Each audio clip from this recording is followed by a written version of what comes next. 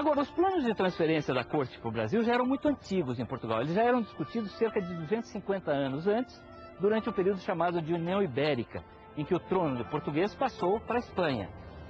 E fazia muito sentido, era uma ideia com bastante sensata, porque Portugal era realmente um país com recursos muito escassos, vivia constantemente ameaçado pelos seus vizinhos e a riqueza estava no Brasil. Era de onde os portugueses tiravam o ouro, o diamante, o tabaco, o açúcar, a madeira, o algodão, a carne de charque, produtos que mantinham a força, a prosperidade do Império Colonial Português. Então os planos eram muito antigos. Agora, o que houve em 1807 foi realmente uma fuga apressada, uma fuga muito improvisada, e tanto assim que na correria do embarque, 2 tesouros ficaram esquecidos no porto de Lisboa. Um foi a prataria das igrejas, que não deu tempo de embarcar e os franceses confiscaram e derreteram logo em seguida. A outra eram os livros da Biblioteca Real Portuguesa, que estavam aqui no Palácio da Ajuda. Eram 60.000 volumes, uma preciosidade para a época, uma das maiores bibliotecas do mundo, que também ficaram abandonados no porto de Lisboa. Depois retornaram aqui para o Palácio e chegaram ao Brasil até 1811 em 3 viagens consecutivas.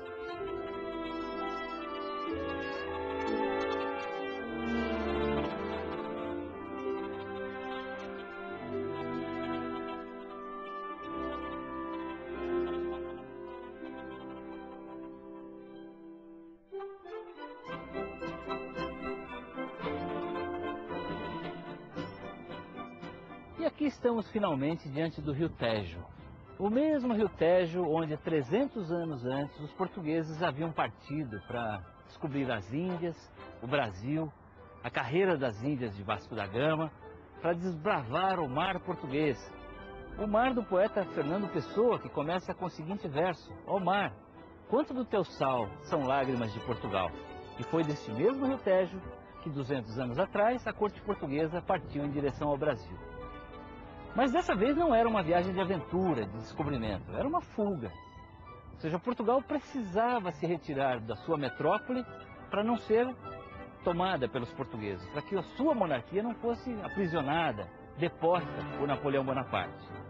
Foi uma viagem de grandes atribulações. É preciso levar em conta que 200 anos atrás, os navios portugueses eram embarcações muito precárias.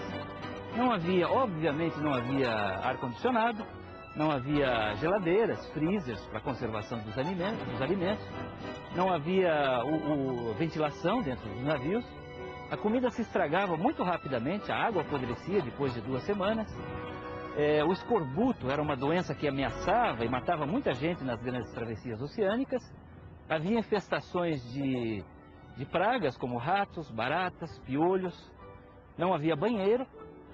Para que as pessoas precisassem fazer as suas necessidades, era necessário usar as cloacas, que eram buracos na murada dos navios, de onde os dejetos caíam diretamente no mar. Imagina fazer isso com ondas de 5 a 6 metros de altura.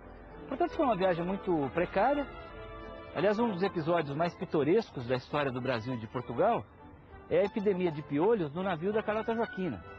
Foi uma epidemia tão incontrolável que a única solução foi cortar o cabelo dessas mulheres carecas, jogar as perucas e o cabelo ao mar e untar essas cabeças carecas com banha de porco e um pó à base de enxofre. Essas mulheres, ao chegar ao Rio de Janeiro, ficaram envergonhadas, porque elas ainda estavam carecas e usaram turbantes. As mulheres do Rio de Janeiro, que estavam fascinadas com a chegada da corte, acharam que usar turbantes era a última moda na Europa e também passaram a usar turbantes. De maneira que usar turbantes se tornou moda no Rio de Janeiro logo depois da chegada da corte. É um episódio muito engraçado, mas ele é também muito simbólico das mudanças que ocorreriam no Brasil com a chegada da família real portuguesa. É simbólico que a mudança tenha começado pela moda e pelo comportamento, porque haveria uma transformação muito radical do Brasil, que até então era uma colônia ignorante, atrasada e proibida, e depois de 13 anos de permanência da corte no Rio de Janeiro, estava pronto para ganhar a sua independência. E foi o que de fato aconteceu em 1822.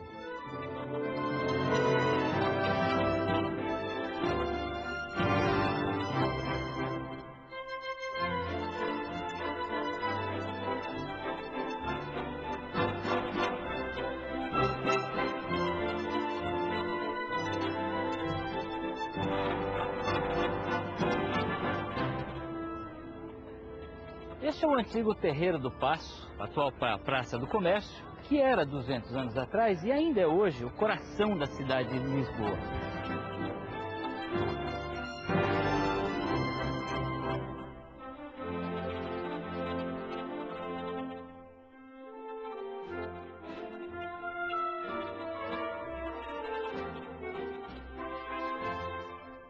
E foi aqui que as tropas do imperador Napoleão chegaram, algumas horas depois da partida da corte para o Brasil, no dia 29 de novembro de 1807. Os 13 anos seguintes à partida da corte, enquanto o príncipe regente e futuro rei Dom João VI permaneceria no Rio de Janeiro, seria um período de muito sofrimento para o povo português, mas também de muito heroísmo. Portugal se empobreceu muito, virou um protetorado da Inglaterra, a população diminuiu, 1/4 da população portuguesa pereceu de fome, ou em batalhas, ou fugiu do país.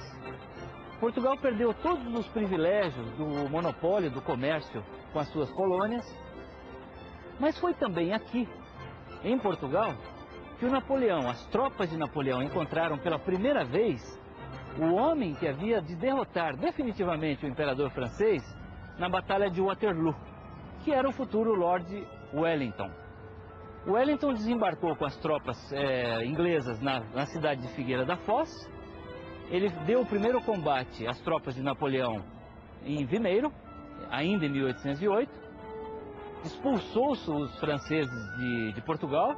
Em seguida, Napoleão mandou os seus melhores generais para cá, em mais 2 invasões consecutivas, mas ele não mais conseguiu conquistar Lisboa.